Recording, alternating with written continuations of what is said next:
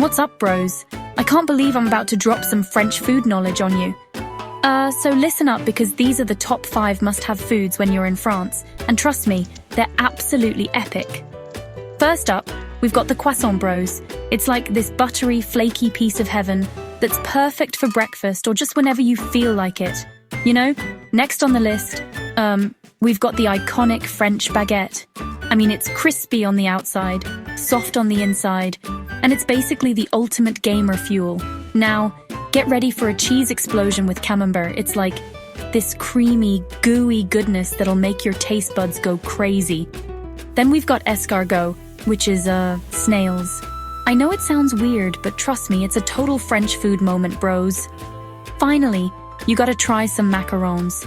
These colorful little cookie sandwiches are like tiny bursts of flavor in your mouth.